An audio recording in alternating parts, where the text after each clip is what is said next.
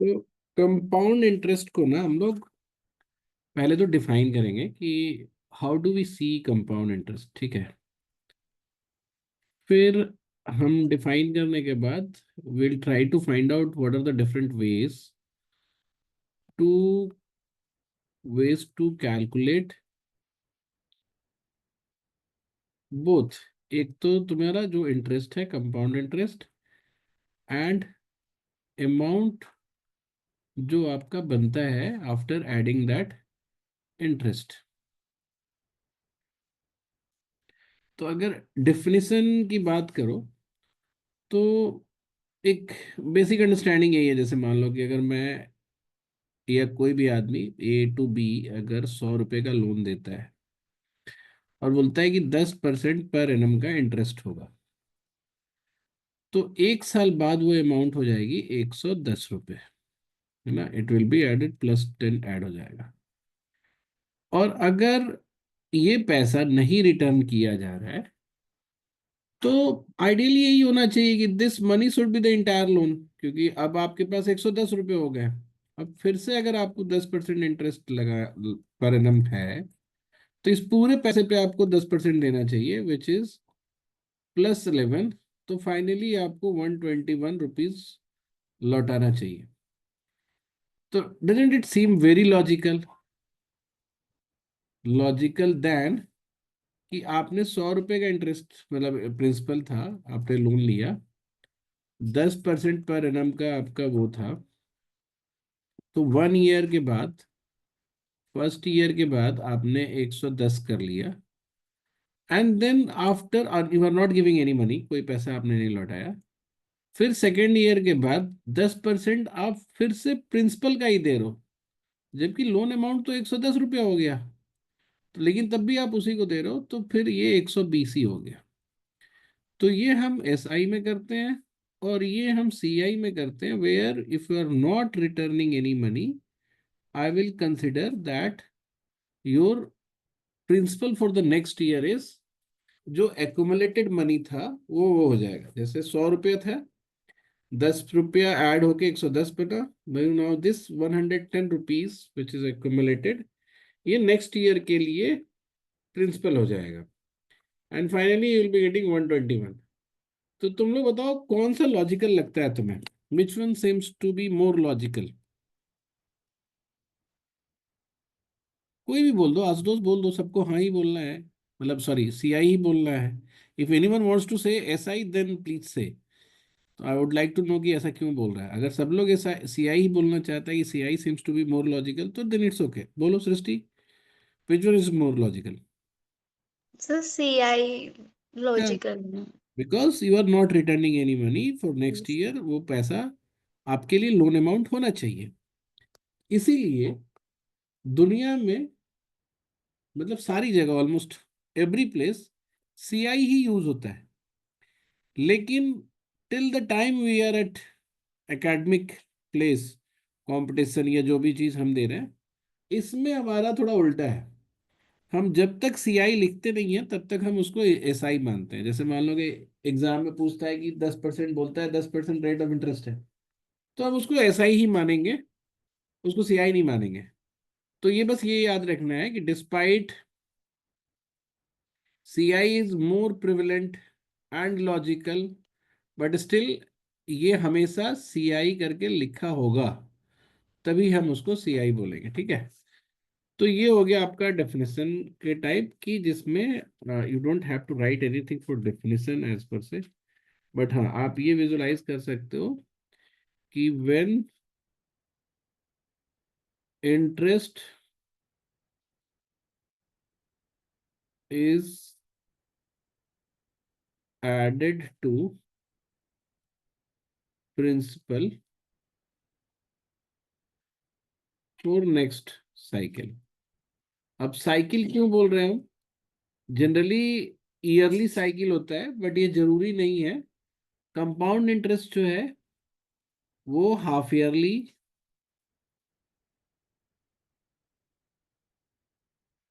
और क्वार्टरली और monthly, banking system में तो ये मंथली ही होता है। तो इसमें हम पूरे साल का वेट नहीं करते, ठीक है। वे जैसे मान लो कि अगर हम बोलते हैं, अच्छा, और बोलने के टाइम में देखो, अब ये समझो, ये साइकिल की बात समझो। If I am saying that 24% per annum compound interest monthly compounded,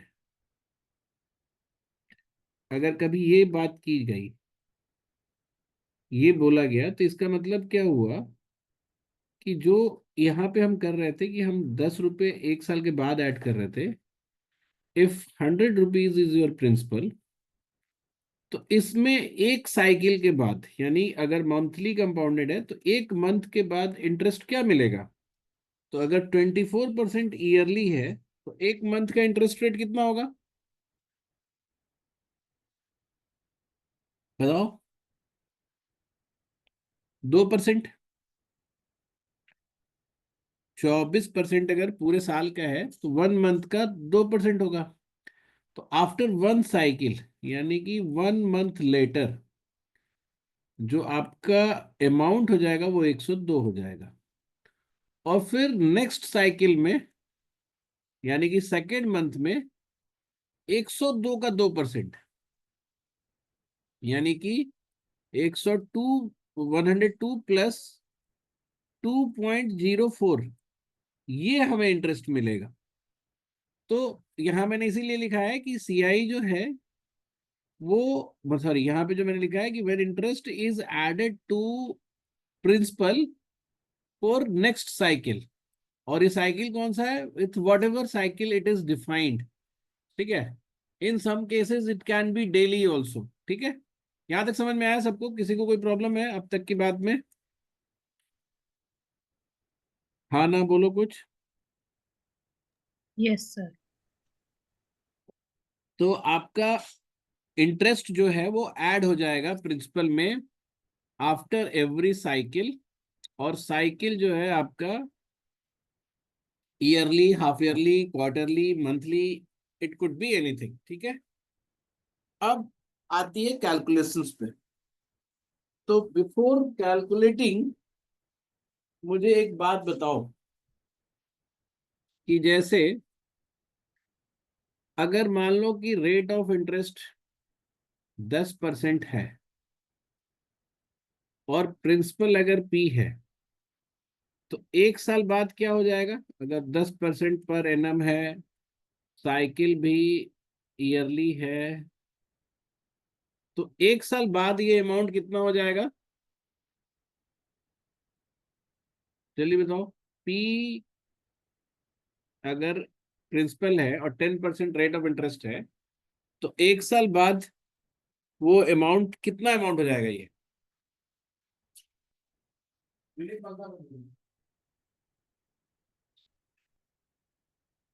जल्दी बताओ।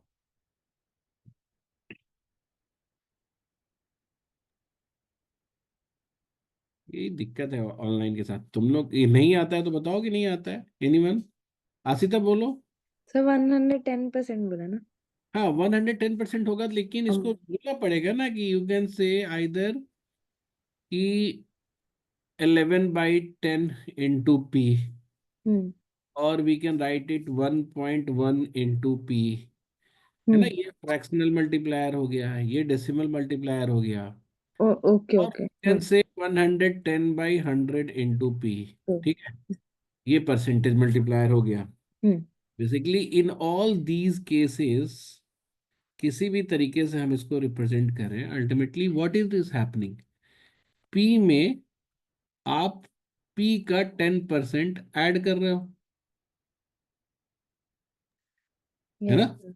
हम्म तो अगर हम 10 को जनरलाइज फॉर्म में R% बोले, 10 को जनरलाइज फॉर्म में हम R% बोले, तो P 1 साल बाद कितना हो जाएगा, P इंटू 1 + R/100, ऐसा हो जाएगा। जैसे 10 के केस में हुआ था वही हो जाएगा। 1 से Yes, sir. मल्टीप्लाई होके पी इटसेल्फ, और फिर आर बाई 100 से मल्टीप्लाई होके पी का R% निकलेगा, और ये दोनों ऐड होके अमाउंट बन जाएंगे 1 साल के बाद। यहां तक समझ में आया? Yes, sir. ये आफ्टर 1 ईयर हुआ।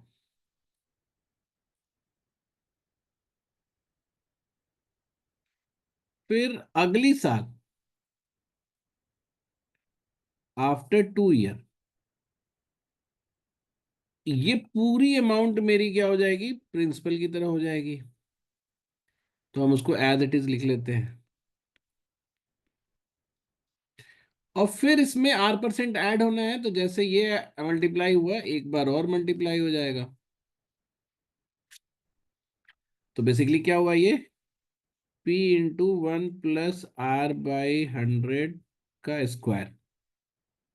ठीक है, एंड सो ऑन, जैसे जैसे हम with every cycle if will go ahead, तो ये क्या हो जाएगा कि आफ्टर एन साइकिल,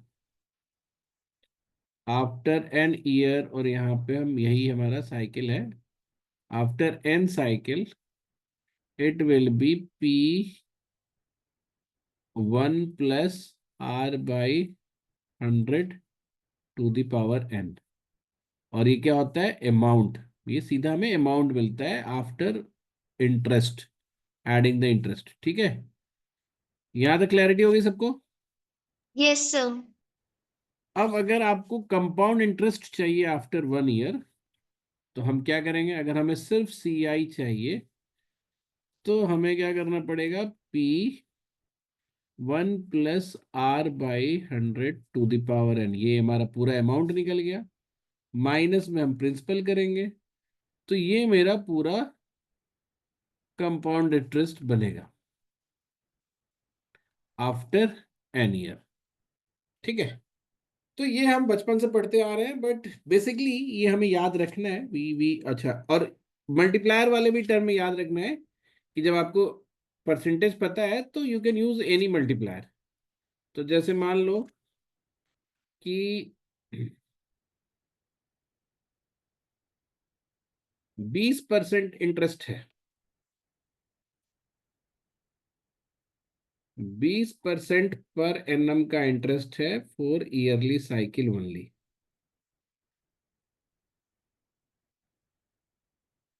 ठीक है, तो मल्टीप्लायर क्या होगा बताओ? अगर मान लो कि हम 3 साल के लिए देख रहे हैं, फॉर 3 इयर्स,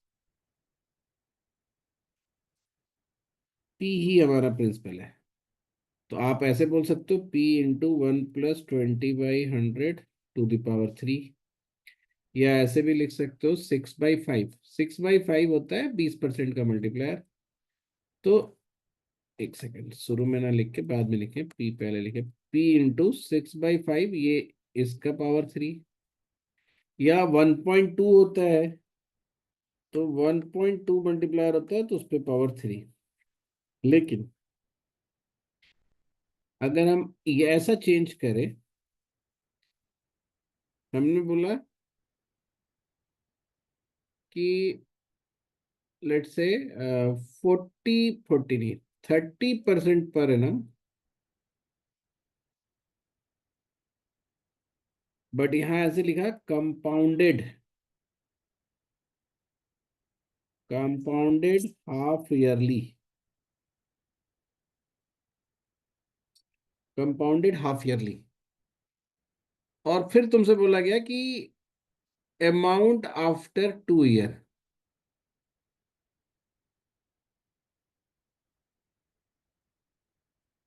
2 ईयर। तो आपको पता है कि यहाँ पे जो हमने एन लिखा था, यहाँ पे ये साइकिल रिप्रेजेंट करता है। तो 2 साल अगर हाफ ईयरली है, तो how many cycle will be there in 2 years? Half yearly है और 2 साल में कितने साइकिल होंगे? Sir, 4. यस, है ना, 4 साइकिल को क्रॉस करेगा। और इंटरेस्ट रेट अगर दिया हुआ है 30% पर एनम, तो इंटरेस्ट रेट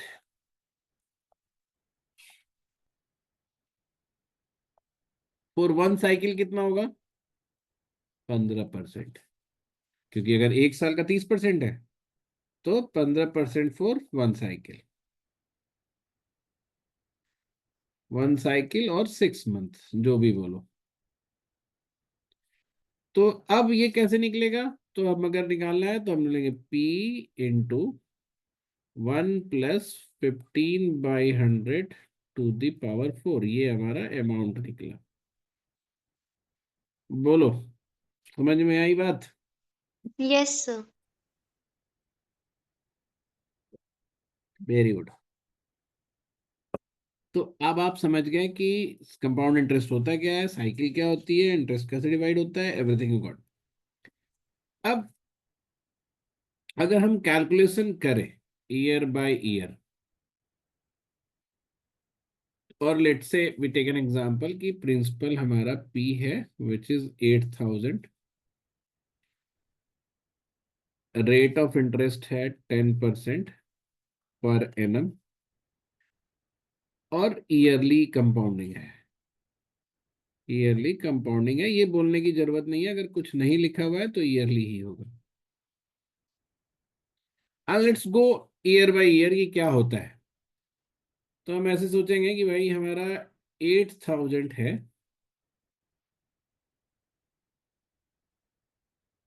फर्स्ट ईयर के एंड में ये कितना हो जाएगा अमाउंट?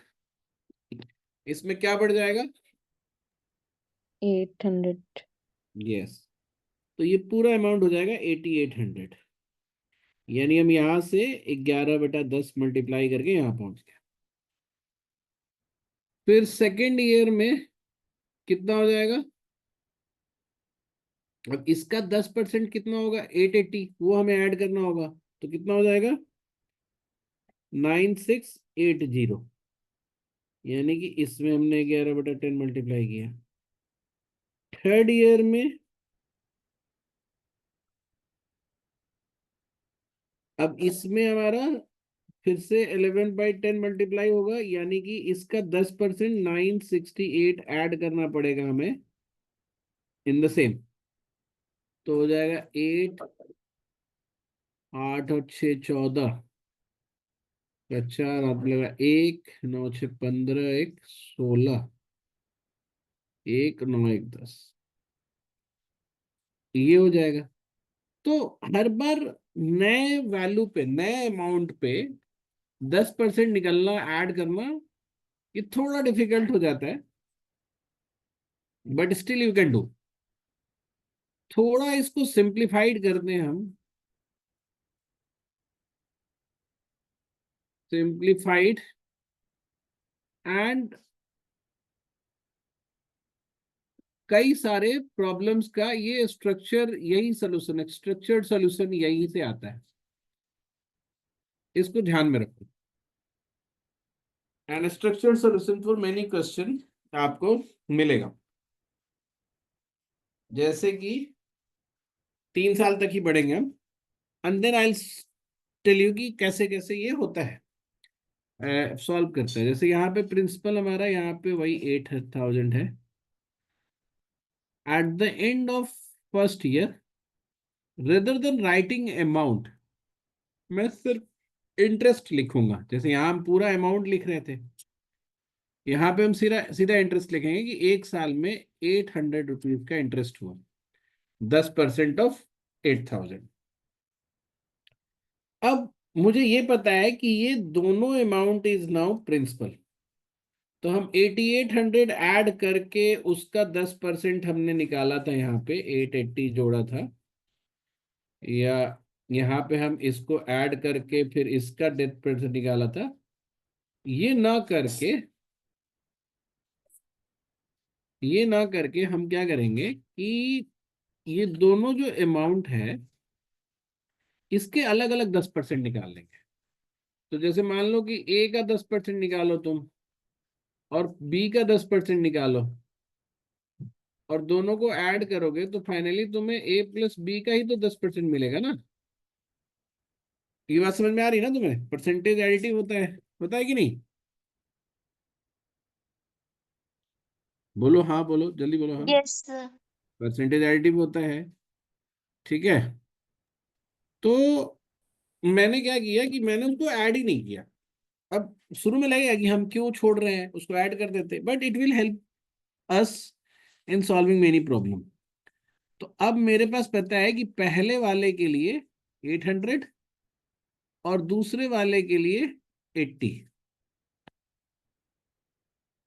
इस 800 का 80। अब अगर हम थर्ड ईयर में जाते हैं तो अब आपको पता है, ध्यान से देखना क्या हो रहा है। अब ये सारा अमाउंट, जो भी अमाउंट ऊपर में है, ऑल आर इंडिपेंडेंट। ये आपका प्रिंसिपल है, ये भी इंटरेस्ट है, ये इंटरेस्ट है, ऑल आर इंडिपेंडेंट। तो जितना भी पैसा सब मिलके है, जो कि यहाँ के हिसाब से इट वुड हैव बीन 9680, है ना, अगर हम ऐड करके देखते तो। बट हमने उसको अलग अलग रखा। अब मुझे अगर थर्ड ईयर का इंटरेस्ट निकालना है तो I will take the 10% of each component of this. तो पहले का 8000 का फिर से 800 हो जाएगा, इस वाले 800 का 80 हो जाएगा, इस वाले 800 का 80 और हो जाएगा, और इस 80 का हमारा 8 ही रहेगा। ठीक है।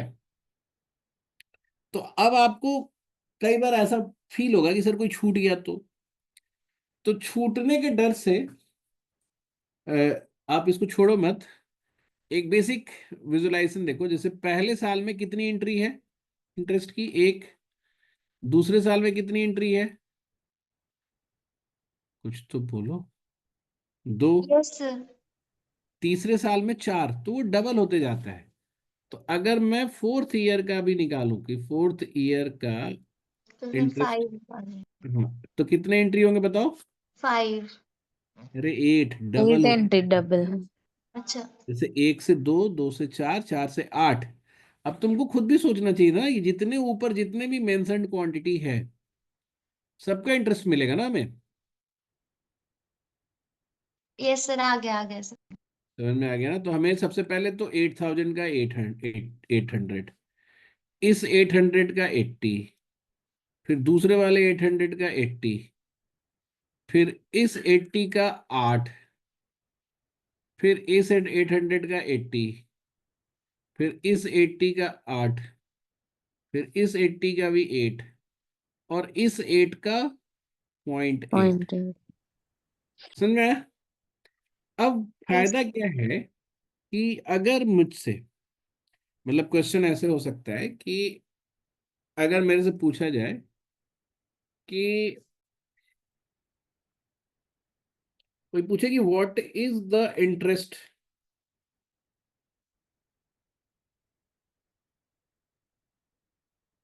ऑफ थर्ड ईयर ओनली, तो थर्ड ईयर के लिए आपको कहीं आप जाने की जरूरत नहीं है। अगर आप ऐसे कर लेते हो तो सिर्फ इतना को जोड़ लोगे तो थर्ड ईयर का इंटरेस्ट हो जाएगा। अमाउंट अगर पूछता है आफ्टर 4 ईयर तो हमें सबको ऐड करना पड़ेगा विथ दिस 8000। कभी कोई पूछता है कुछ भी, देखो ये स्ट्रक्चर में आ गया ना, कुछ भी difference between CI and SI in 3 years, अगर ये पूछता है तो तुम देखो, अगर SI रहता तो हर बार 800 ही मिलता रहता, एक ही एंट्री होती हर बार। तो जो इसके अलावे जो भी आपका कंपोनेंट है वो डिफरेंस आ जाएगा। तो अगर 3 ईयर का डिफरेंस पूछा है तो I can just calculate 80 plus 80 plus 80 plus 8, इन सबको हमने ऐड कर दिया। समझ में आ रही है बात तुम लोगों को? यस सर, आ रही। हाँ, तो अब अगर मान लो कि एक और टिपिकल टाइप का क्वेश्चन है कि जैसे बोलता है कि टोटल अमाउंट या टोटल इंटरेस्ट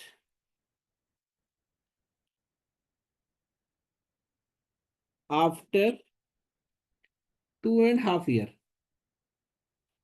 तो फिर से वही हो जाती है हम, हाँ नहीं फिर से नहीं। अब यहाँ पे देखो कितना बच रहा है, 2 साल का तो एज इट इज चलता। टोटल इंटरेस्ट निकालना तो ऊपर से लिखना शुरू रहेंगे 800 प्लस 800 प्लस 80। ये तो पहला साल का हो गया, ये दूसरे साल का हो गया। अब तीसरे साल का लिख के I take just half of everything. तो चूंकि ढाई है ना, हाफ ईयर है, तो हम उसको फिर उसका आधा ले लेंगे, 400 प्लस 40 प्लस 40, +4। और इसमें हालांकि एक चीज ये छिपा हुआ है कि हालांकि ये साइकिल ईयरली है, लेकिन अगर आप 2.5 साल में निकाल रहे हो तो वो आधे साल का आपको रिटर्न देकर जाएगा। मतलब ये एक बिग क्वेश्चन होता है कि जैसे ईयरली साइकिल है, तो इसमें हम ये मान के चलते हैं कि आधे साल का दे के जाएगा। अब अगर ऐसा कोई कंडीशन रहता है कि अगर आपने साइकिल पूरा नहीं किया है तो आपको इंटरेस्ट नहीं मिलेगा, तो उस केस में आपको सिर्फ इतना ही इंटरेस्ट मिला होता। अगर क्वेश्चन में ऐसा कभी दे दे कि interest will only get accumulated if you complete the cycle, तो हम 2.5 साल हो चाहे 3 साल में एक दिन भी कम हो, तो हम उस सारे केस में क्या करेंगे, इतना ही इंटरेस्ट रखेंगे। लेकिन चूंकि ऐसा होता नहीं है, आप अगर बीच में छोड़ रहे हो तो आपको वहां तक का पैसा मिलता है, तो ये आपको आधे साल का ये आपको निकल जाएगा। अब यही अगर हम 2.5 साल वाले केस में अगर हम अपने नॉर्मल फार्मूला से निकालते, तो हमें पहले निकालना पड़ता है अमाउंट। अमाउंट आफ्टर अमाउंट निकालता ए, वो हमारा निकलता कितने से, 8,000 1 + 10/100 टू द पावर 2.5। और फिर ये हो जाता बहुत डिफिकल्ट आपका कैलकुलेट करना, 1 + 10/100 5 टू द पावर 2। तो ये कैलकुलेशन डिफिकल्ट हो जाती। तो अगर आपके पास ये स्ट्रक्चर है तो it will help you in many things, many question. ठीक है, वो आपको कई सारे क्वेश्चन में हेल्प करेगा। तो एक नॉर्मल एग्जांपल और ले लेते हैं हम। जैसे मान लो कि 16,000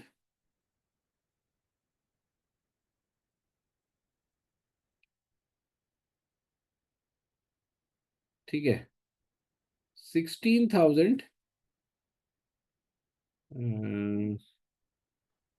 नहीं, 16,000 नहीं, लेट मी टेक, मान लो कि 625 रुपीज का प्रिंसिपल है, rate of interest is 4% per annum, और आपसे बोलता है कि 3 इयर्स का आप कैलकुलेशन दिखाइए। हम सीधा यही बोल रहा हूँ, दिखाइए। I am not making a question अब, क्योंकि मुझे पता है कि अल्टीमेटली आपको स्ट्रक्चर क्रिएट करना है। तो आप प्रिंसिपल क्या लिखोगे, 625। फर्स्ट ईयर के बाद क्या इंटरेस्ट बनेगा, 4% का क्या होता है, 4% का कितना फैक्टर होता है बताओ। What is the fractional multiplier of 4%? क्या मल्टीप्लाई करने पे 4% निकलेगा, एनीवन? 1/25 ना। यस। कल इन लोगों को पीटूंगा मैं आके, मतलब पे, आशुतोष और नीतीश और आयुषी को। तुम लोग कुछ नहीं बोल रहे हो आजकल। तो 4% जो है 1/25, इसको 25 से डिवाइड करोगे तो कितना आ जाएगा, 25 ओनली। 2 साल में कितना होगा, फिर 25 + 1। 3 साल में कितना होगा, 25 + 1 + 1 + 1/25। और इसको आप लिख दो कितना, 0.04, दोनों में से कोई भी, और इसको ऐड कर दो। तो इस तरीके से आप इसको स्ट्रक्चर लिख दो। अब इसका एक जनरलाइज्ड फॉर्मेट भी तुमको ध्यान रखना है कि जो हमें मिलता है वो कैसे मिलता है। जैसे एक अगर प्रिंसिपल है, तो आफ्टर 1 ईयर और 1 cycle you get I. I basically क्या है, आई है पी का R%, P × R/100। फिर सेकेंड ईयर में आपको मिलता है आई +IR। IR जब हम बोलते हैं, IR मतलब क्या हुआ, P का R%, और फिर उसका मसूद इंटरेस्ट का R%। तो ये विजुलाइज करना है कि हम आई और IR रिप्रेजेंटेटिव दिए हुए हैं, वो बेसिकली ये पूरा IR इज इंटायर दिस। और थर्ड ईयर के बाद क्या होगा, आई +IR +IR, यानी कि इसका भी इंटरेस्ट, और लास्ट वाले का IR²। व्हेन आई से आई आर स्क्वायर, तो आई आर स्क्वायर क्या होगा, पहले पी का आर परसेंट से आई निकलेगा, फिर उसके आर परसेंट से आई आर निकलेगा, और फिर उसके आर परसेंट से आई आर स्क्वायर, हमने ऐसा बोला है। तो ये एक बेसिक स्ट्रक्चर है जिसमें आपको कंपाउंड इंटरेस्ट बनता है, ठीक है। एक और विजुलाइजेशन है जो आपको अभी करना है, और इसके रिलेटेड बाकी जो चीजें हैं वो आपको नेक्स्ट क्लास में बताई जाएगी। एक विजुलाइजेशन ये है जो सिर्फ आपको अभी विजुलाइज कर लेना है, कि एक अगर प्रिंसिपल है मान लो, और कोई भी आर परसेंट है, तो आपको पता है कि to increase R percent there must be a multiplier. तो मल्टीप्लायर अगर मान लो कि एक्स है, अभी तुमको एग्जाम्पल से समझाता हूं मैं। जैसे प्रिंसिपल पी है, रेट ऑफ इंटरेस्ट 10% है, तो मल्टीप्लायर क्या होगा बताओ? 1.1 बोल सकते हैं मल्टीप्लायर, या 11/10, ठीक है। यस। अगर अच्छा। अगर आर जो है 20% है, तो मल्टीप्लायर जो होगा वो 1.2 हो जाएगा, है ना। तो मतलब कोई भी परसेंटेज है, आर जो है अगर 25% है, तो मल्टीप्लायर हो जाएगा 1.25। आर जो है 34% है, तो मल्टीप्लायर जो हो जाएगा 1.34। पॉइंट मेरा ये है कि for every R there is a multiplier. तो अगर वो एक्स है, तो ये अमाउंट कैसे बढ़ता जाता है, एक साइकिल के बाद पी एक्स, दूसरे साइकिल के बाद पी एक्स स्क्वायर, तीसरे साइकिल के बाद पी एक्स क्यूब, चौथे साइकिल के बाद पी एक्स पावर 4, तो ऐसे बढ़ता जाता है। तो ये every time it is getting multiplied by x, यानी कि ईयरली मल्टीप्लायर सेम होता है कंपाउंड इंटरेस्ट के टाइम में। और नॉट ओनली ईयरली, अगर 2 साल के बाद में देखा जाए तो बाई ईयरली मल्टीप्लायर हमेशा एक्स स्क्वायर होगा। तो चाहे पहले साल से लेके दूसरे साल पे, जब मतलब 0 से दूसरे साल पे जाए, या तीसरे से 5वें साल पे जाए, अगर हम तीसरे से 5वें पे जाते हैं, यानी कि 2 साल का फर्क है, तो ये हमेशा मल्टीप्लायर स्क्वायर होगा। समझ में आ रही बात, कि कभी भी 2 साल का गैप होगा तो वो अमाउंट क्या हो जाएगा, एक्स स्क्वायर से मल्टीप्लाई हो जाएगा। तो दिस इज व्हाट और हाउ वी सी मल्टीप्लायर। इस चीज को अगर तुम नहीं भी बहुत ज्यादा अच्छे से समझते हो तो कोई बहुत बड़ी बात नहीं है ना। बट हाँ, अगर कभी आगे चल के तुम्हें मैथ्स वैथ्स अच्छा करना हुआ तो ये अच्छी नॉलेज है ये, ठीक है। तो ये one first part of the compound interest हुआ। सेकंड में हम डिफरेंट वेरिएशन ऑफ क्वेश्चंस और आपका इंस्टॉलमेंट ये सब पढ़ेंगे, ठीक है। समझ में आई मेरी बात? Yes sir.